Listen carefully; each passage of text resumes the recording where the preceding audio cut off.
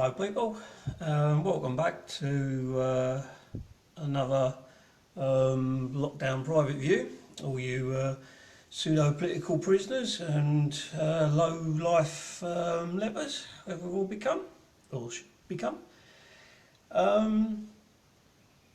So this is the final one of this, copy that, so you know what it's about. Copy that as in, this is a phonetic sort of thing of I understand, hello Mark, your wife, as a I understand, I register, copy that sort of thing, and also copy that as in it's all been printed and copied, so there you go. But you knew that anyway if you'd seen them before. So this is part 3 and the final. You know the situation by now, so might as well just go in and get on with it, I suppose. So we'll do the bishop and actress thing, and I'll flip you over so you can see the interesting stuff whilst I work from behind. There we go. Evening Mia, evening Tracy. Right, you know the rules. First of all, most important thing, private view, glass of wine. So what we got? Co-op's own Spanish red wine. Oh, class up to me arse, darling. Class up to me arse. Anyway, cheers. Oh, that's the whistle wetted. Briefly. Right, so the first one up in our final show, which I must admit is actually kind of a little bit sad. But I'm really pleased we pulled it off. Again, back to the actress and bishop. Hello, so yours is coming up in a bit. Our first one is, before I start, sorry for my pronunciation of people's names and things. I'm a broad Cockney accent, but hopefully I don't get them too wrong. Anyway, the first one's by Cynthia Chow, and that's the work. As you can see, it's a portrait. There you go. And Cynthia says about her work, she explores the bureaucracy that comes with holding a valid identity in today's world. These are prints of her face, literally buried in a German residency paperwork. She had put her face down in frustration whilst filling out the endless forms and boxes of information, and decided to add permanence to her actions by marking it into the paper itself with more black eyeshadow. I love that idea. I thought it was really clever, really good. While the front side of the forms represent my official identity in numbers and cold hard data, it doesn't do me justice in representing me as a real individual human being. But the literal metaphorical flip side of this is my physical face, my emotions being expressed, a true representation of my identity. I love that, especially in these current times. What with obviously pandemic rubbish, but with us coming out of bloody Europe, fucking idiots we are, it's kind of really struck home really well. So there you go, that's her one, and it's called Identity Document Series. It's black eyeshadow with ID papers, and the original size is 9 inches by 11 inches. I really loved the idea. As soon as it came through, it was a really late entry. It only got in a matter of hours before the deadline. But as soon as I see it, I was like, yes, I like this. I love the whole idea and the whole firmness of like kind of fixing your identity on something that's official. Love it. Brilliant. Anyway, that's that one. Oh, quick break before we go into it. I am compiling a small little gallery catalogue. So there you go. That's gradually compiling for myself, and I might venture into doing an online one as well if I can work out how the bloody hell to do it. So that may be a week or two because I'm not great on that sort of thing. But if I get an online catalogue up and running, I'll email everyone and give you the link. Anyway, the second piece is by Tamara Wyndham, and I'm guessing she's American because the artwork description is lack of personal protective equipment for essential workers is dangerous for the workers and for everyone else. Employees and governments should be providing adequate protective equipment. This is a huge problem in the United States. So I'm presuming she's American. I honestly can't remember when I checked it out. But this is actually a beautiful colour piece. and I will be uploading all the original versions onto the website tomorrow, so you can check them out, and they'll have the details of the artists and that. So if you want to contact them for other works, or just view them or follow them, you can do it then. The original size of this is 16 inches in diameter on a round canvas. It was painted in April this year. It's not for sale, unfortunately, but obviously you can see it's the glove. And I love the X-ray kind of hand through it, and obviously splatted. It looks initially like a splat, but it's obviously the virus as well, splat virus. So that was that one. And a second one, oh no, the other one was from Canada. So this is the one we got from America, which is fantastic.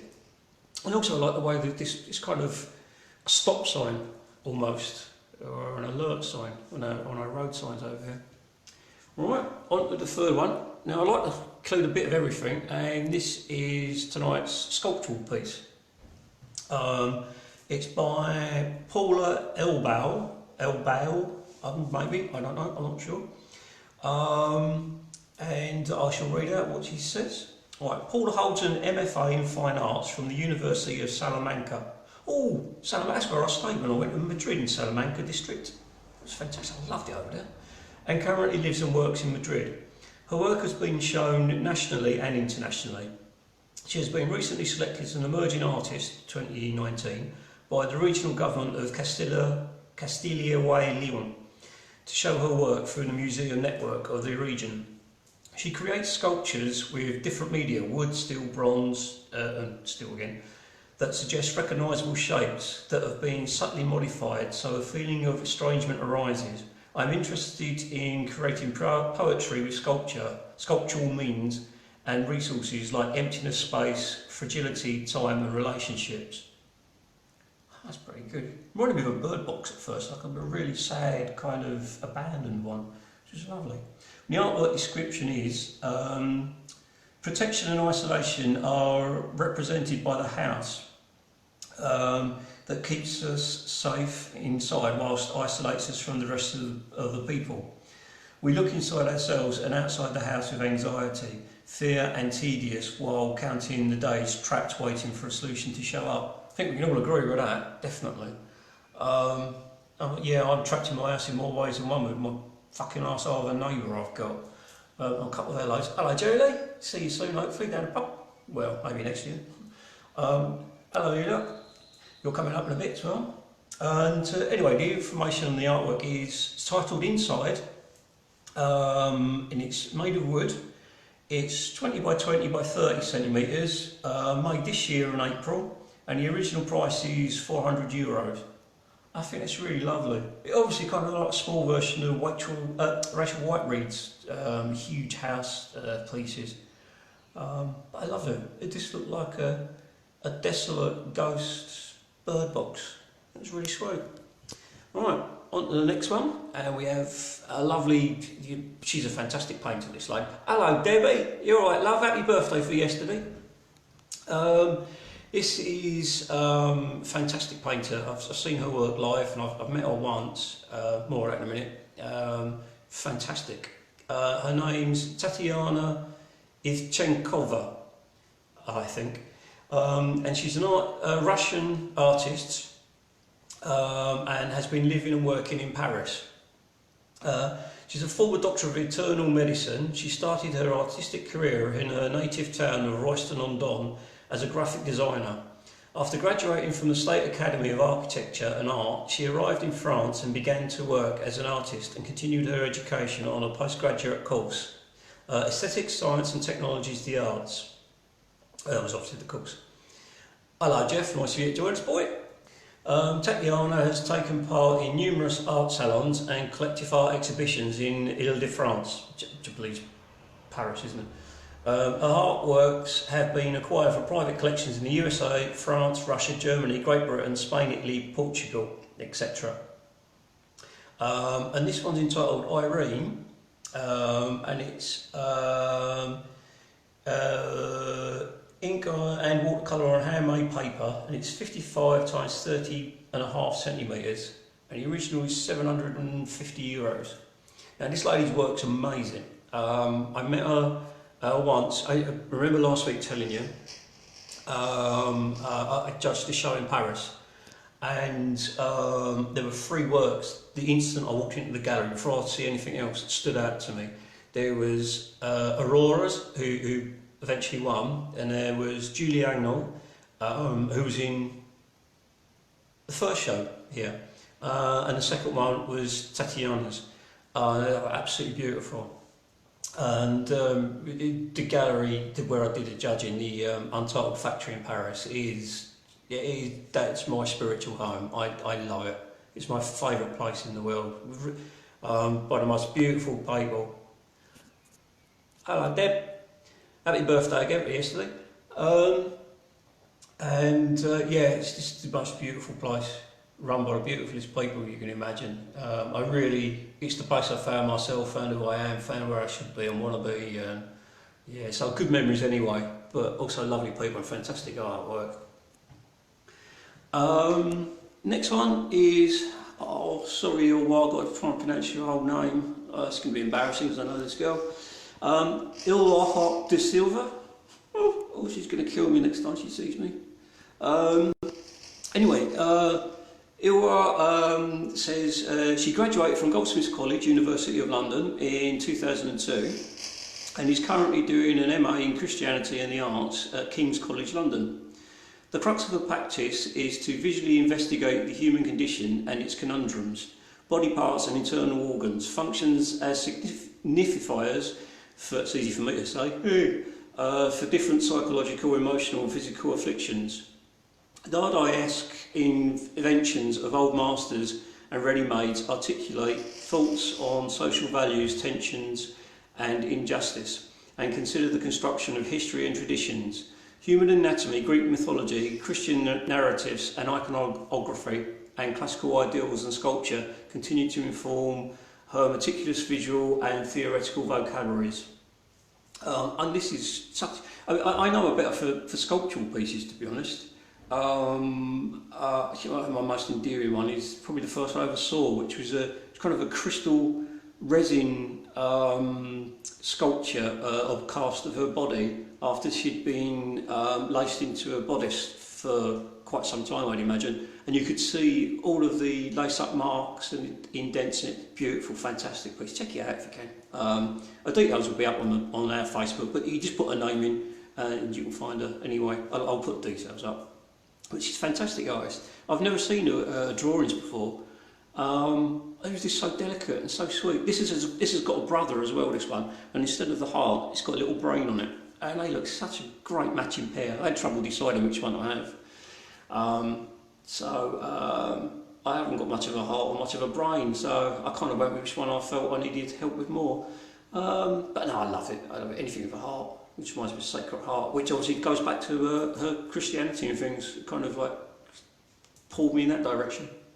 Anyway, this is, she says about the artwork, it's a cohesion between form and idea, is consciously pursued or challenged and changes my work with affecting connotations.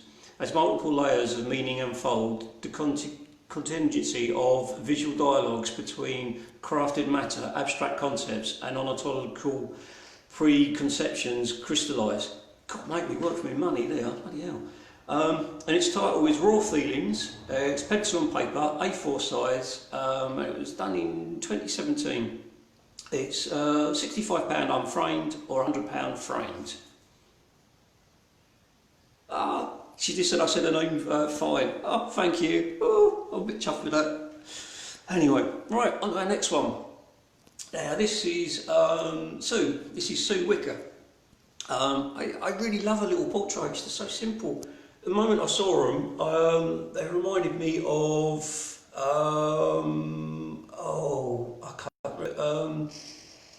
Elizabeth Peyton, and who was the other lady? I can't remember. I've forgotten her name now, but definitely Elizabeth Peyton was what originally jumped to my mind. Anyway, Sue has had her previous printing and college work published in a diverse range of magazines in the UK and abroad. Since returning from travelling in 2019, she's devoted her time to the love of portraiture. She uses film noir cinematic images and and media and puts herself into character to convey the dramatic range of emotions through portraiture. Colour is used as a tool for expression and to challenge how portrait is seen.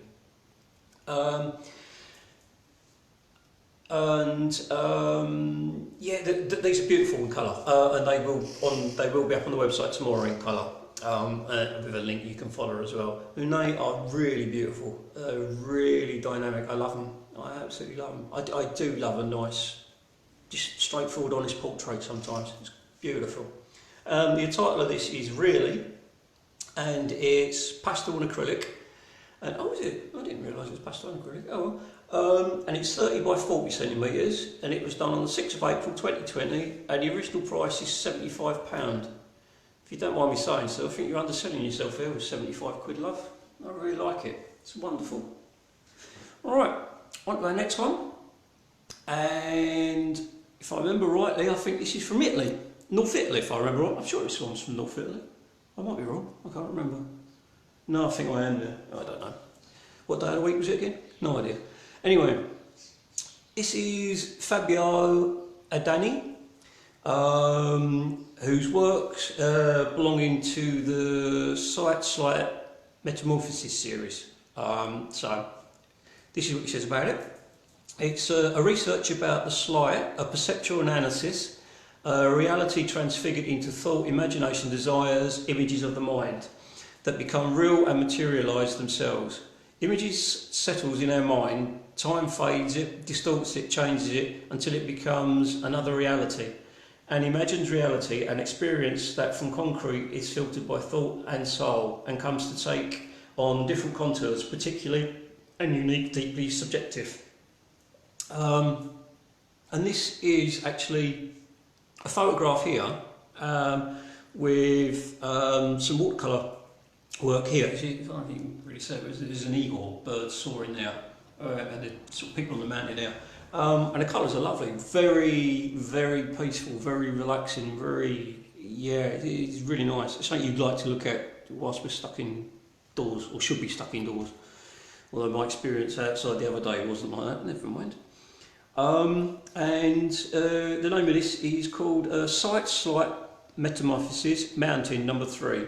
It's a diptych, which is a photograph of mixed media and watercolour on paper, and it's 8.5 times 28 inches, done in 2020, and the original price is €600. So that's that one. And these really delicate, lovely pastel blues and grey colours, very nice. Right, oh god, it had to come, didn't it? Anyway, this is Jeff, done. Right, on to the next one. This is Jeff Cotton.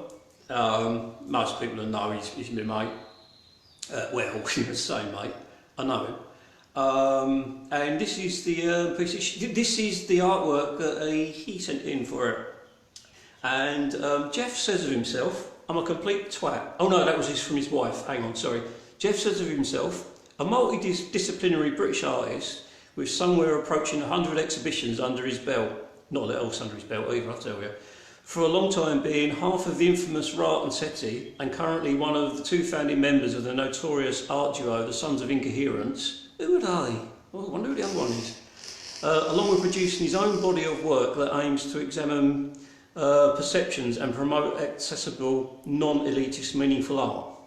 And to be honest, it's lovely. It's really nice. This is a beautiful colour piece as well. So that'll be up tomorrow in full colour. It's called Bittersweet, ink on paper. It's 42 times 60 centimetres approximately, and it's 2020, so this year. The original price is 195 nigger for a limited edition. For the original or limited edition prints are 75 quid.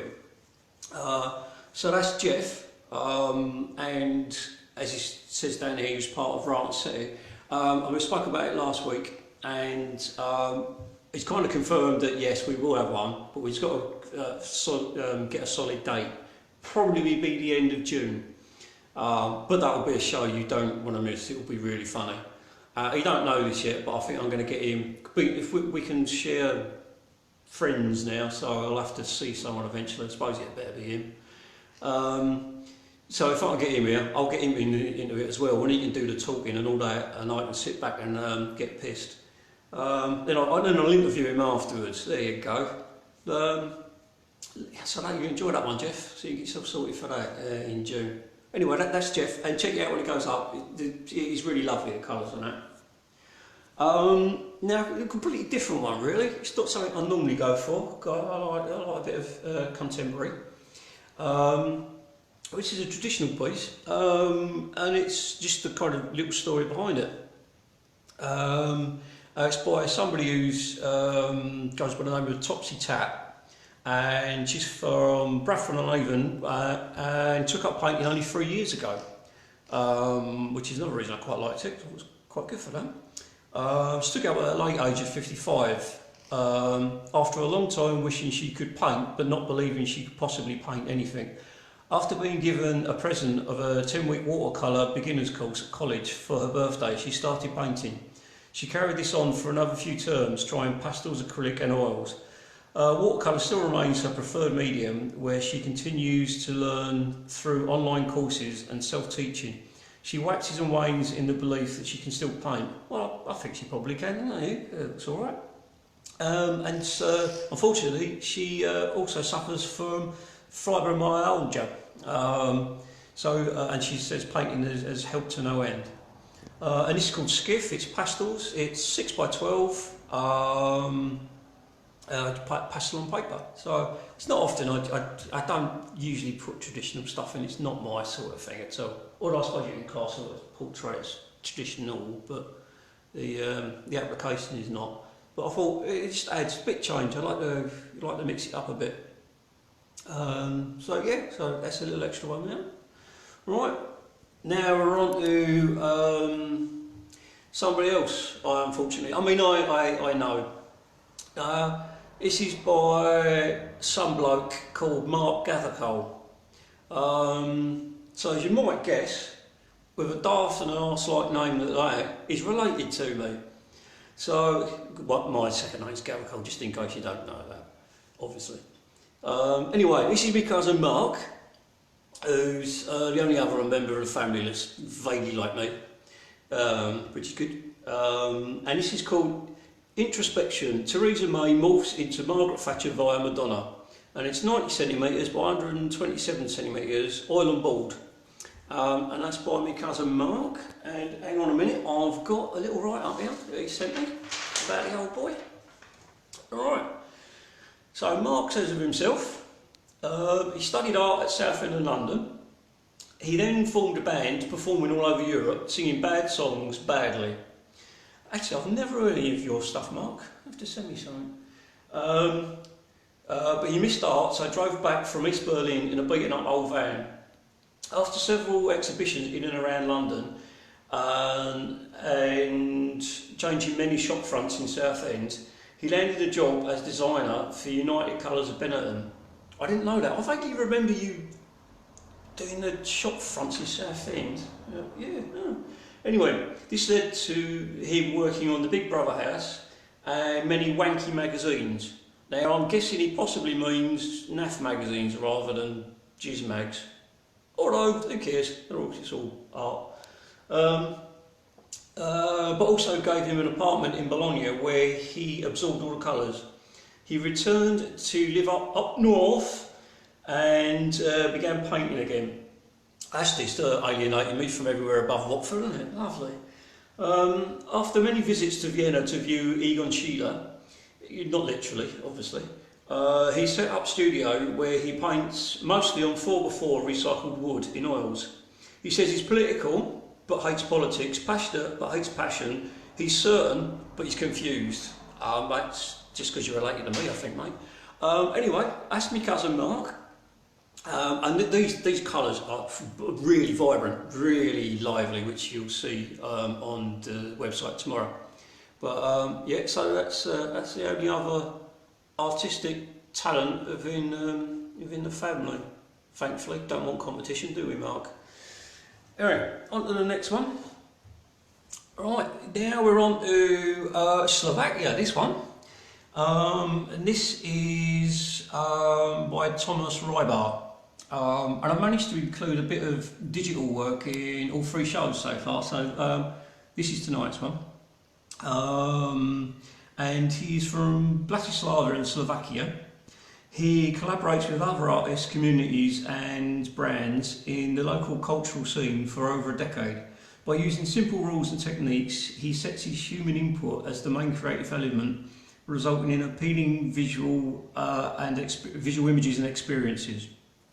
The description for this is reaction to the pandemic outbreak and wearing of gloves to protect from the virus. But I love the way like the rings are over the top of the gloves. I mean, it's just. It could be a fashion item or just putting your wedding ring and stuff over it, being proud you're married. Just showing over you. I know they're going to carry germs under your rings and that, so everyone will get told off and get their wrists slapped. Their gloved wrists slapped, possibly. It's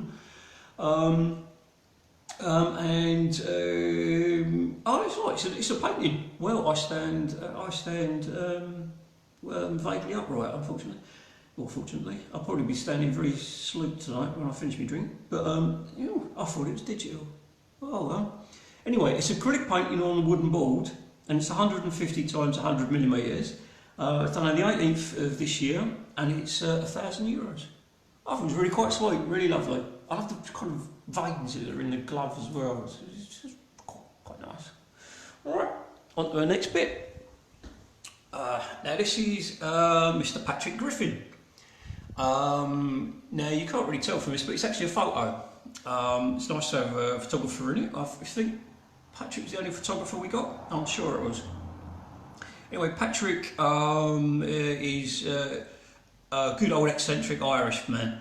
You'd see him about in London quite a lot. I've known him for a little while now, and we've had some good things.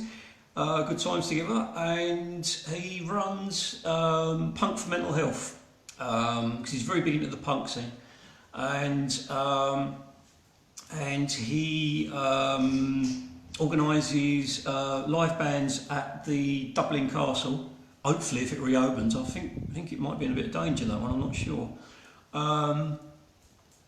He organises nights at the Dublin Castle where he gets bands on the play, and all proceeds and everything go to Punk for Mental Health charity, raising money for Mind in Camden. Earlier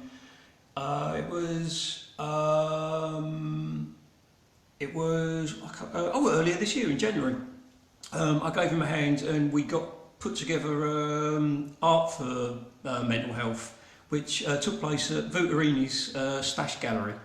The Vutorini's is a wonderful club. It's an arts club underneath the church in East London, and the Stash Gallery is wonderful. Sophie, who runs it, she's adorable, she's lovely, and such a beautiful person to know. And Jan as well, who's there, is just he's adorable. Jan, I love him to pieces. He's great. He's such a nice fella. Makes me giggle all the time. Anyway, we did a show there, and I can't remember how much we raised. I'm sure Patrick will put it up here, or we can put it up in the thing later. It was a good considerable amount, and it was chaotic, and it was all over the shop, but it worked, and it happened, and it worked really well, and we raised loads of money. So that's Patrick Griffin. And on to this is our final one now. It's all a bit sad, isn't it? Right. This one is a painting by Marion Simeoni. Simeoni. Where was she from? I can't remember. From abroad somewhere, and I can't remember where from now. Oh well, I'm sure she was. Oh, I might be wrong. Anyway, she says of her work shifts between figurative and abstraction, exploring the central female energy, tantric symbolism and nature. Her source of inspiration and references stem from poetry, songs, women and meditative states. The work produced has a psychological or spiritual presence. She uses a variety of media, mostly oils, for the richness of colours and the flexibility of the medium, but also acrylics, charcoal, inks and photography. The process of manifestations and destruction often takes place during the making of a painting. as well as tuning with inner vibrations. I frequently flood my paintings on the floor, creating a momentum between chance and control, thus feeding the next stages of the work in progress.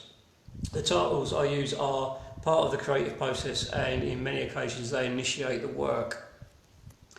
Her artwork description is, one of the hardest things during the lockdown has been to witness the arrival of spring and not being able to travel far in order to be close to nature, which we can all go with, I think. My garden felt restrictive, but it also allowed me to be more meditative. The image represents a quiet afternoon at home, feeling confined, but also becoming an observer of the situation in a reflective way. And this is a beautiful colour piece as well, so you can view that in all its glory. And it's soft pastels, charcoal ink and acrylics on velveteen, which I love. I love all the old 60s, 70s paintings on velveteen. I wish I could get my hands on one, I love them. The original size is 60 by 60 by 5 centimetres. It was done in April this year, and the price of the original is 500 quid. So that's it. Let's copy that, all free, all done. That's quite sad really to go through them all, but I'll give you a quick whiz round. It's been really good fun. I've really enjoyed doing them. To be honest, it's kept me going. What pecker I've got left, it's kept up, if you excuse the pun. And so thank you for that, for everyone. And this is the exhibition. As I say, everything will be up online tomorrow, including this load of old cock that I've just been shouting about here. Right, type the usual wind and rewind, or wind down. Just flip you back the other way. There you go. Sorry about the face, but well, what can I do? Oh. Well, thank you for that, for everyone. Oh, I've got notes again. Fucking useless. Right. Got a few things to say as fucking usual. Right, well, thanks for getting me through all of this and stuff. My Johnny suit's been wearing a bit thin and getting a bit tattered of late. So, yeah, thanks for sort of boosting me up and keeping me going. I appreciate it. I was only meant to really do this through lockdown, and now it's easing off. I suppose I'll probably start easing it off a bit, but I've had such a response from everyone. You seem to be enjoying it, so I'll keep going, I suppose, until everyone fucks off and does other more social things with other people and leaves me on my own. So I'll keep carrying on. If I do though, I'm going to change the name of it. If lockdown stops, I'm changing it from lockdown. I don't remind you of this fucking depressing situation. Bloody nightmare anyway. So yeah, I probably will carry on. I mean, as I say, we've got, if they ease it enough, if there's like people local to me, not too far, I mean, I'm only just outside of East London, so it's not far to get to. If people want to bring physical work here, oh, it's an alert, there's 2 new properties come on Rightmove. I'm desperate to move, by the way, a bit excited for me to look at later. Anyway, I diverge. Yeah, I'm not far outside of East London, so if people want to bring stuff here, we can have a physical show, maybe have a few people in and stuff, but that's way off. I've got the call out, it's done and up now for envelope, the answers on an envelope. And it's all kind of there, so if you want to take part or you've decided you got, drop me an email so I know how many roughly and what I've got coming and stuff, so I'm not too swamped. And it's basically, it's like the old thing, answers on the back of an envelope, like we use school things, like kids programs. They have a competition like, I don't know, how many testicles are there in a mini or something, and you write your answers in the back of an envelope and post them in. And so we can do that, but it's also the dictionary equation is a brief, quick workout on the envelope of what could be possible. So I was thinking, like, we've got a chance for a change now, something new. We can maybe go from somewhere different, and you know, what is your idea of our new Nirvana we can do, or what would you want to get rid of? What do you want to keep? I mean, I don't know, I had to go into a little town yesterday, flying the fucking life out of me. There's people everywhere coming at me from all directions. Fucking horrible. But then again, I hate being here because I've got an arsehole of a fucking neighbour. So I'm kind of, I just don't want to be anywhere at the moment. So that I'd have put something daft about that. I'd probably just do a silly drawing. But you could do a text on the back of an envelope, or you just draw a knob if you like. I fucking don't care. I'd see what I get and we'll see where we go with it. I'm going to have a week off next week. Just, I don't know, why not, I suppose.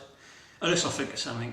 I'll probably do something on the 11th. I've got an idea of doing a collective collage, where if I get loads of magazines and newspapers, I spread them about in the studio, in the gallery, and I'll put a blank piece of paper up on the wall, and then as you like, I can see your texts on here. I don't know why I'm telling you this, you're probably all very savvy with this.